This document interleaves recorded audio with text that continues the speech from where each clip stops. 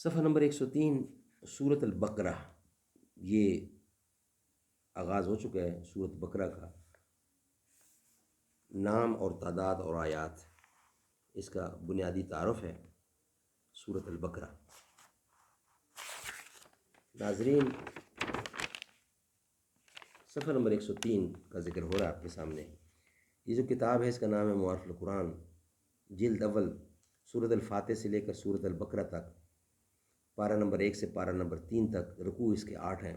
اس کی تشریح، ڈیٹیل اور تفسیر ہم آپ کے سامنے پیش کر رہے ہیں۔ رائٹر حضرت مولانا مفتی محمد شفیع صاحب، جو کہ تقی عثمانی کے والد ہیں، مفتی اعظم پاکستان۔ اعوذ باللہ السمیع العلیم من الشیطان الرجیم، بسم اللہ الرحمن الرحیم، الحمد للہ وکفی وسلام علی عبادہ الذین اصطفی۔ آج کا یہ 5واں ویلاگ ہے۔ صفحہ نمبر 103 سورۃ البقرہ کا آغاز ہو چکا ہے۔ نام اور تعداد آیت۔ اس سورت کا نام سورۃ بقرہ ہے اور اسی نام سے حدیث اور آثار صحابہ رضی اللہ میں اس کا ذکر موجود ہے۔ جس روایت میں سورۃ بقرہ کہنے کو منع کیا ہے وہ صحیح نہیں۔ ابن کثیر تعداد 8286 ہے اور کلمات 6221 اور حروف 25500 ہیں۔ ابن کثیر۔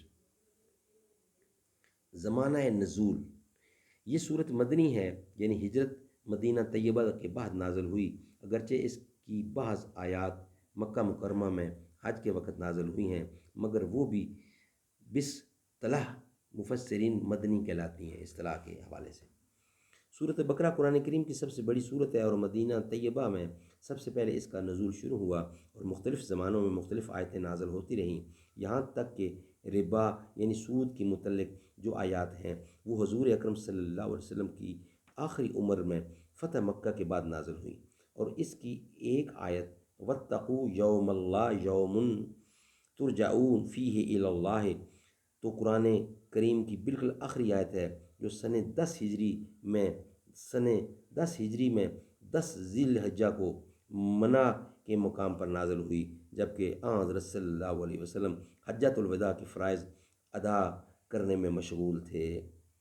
کرتبی اور اس کے 80-90 دن کے بعد حضور اکرم کی وفات ہوئی اور وحی الہی کا سلسلہ ہمیشہ کے لیے ختم ہو گیا۔ ناظرین، نیکسٹ ویلاگ میں انشاءاللہ ہم آپ کو فضائل سورۃ بقرہ پر ڈسکس کریں گے۔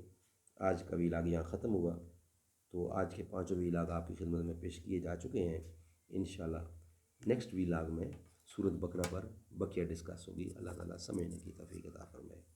صدق اللہ العلی العظیم۔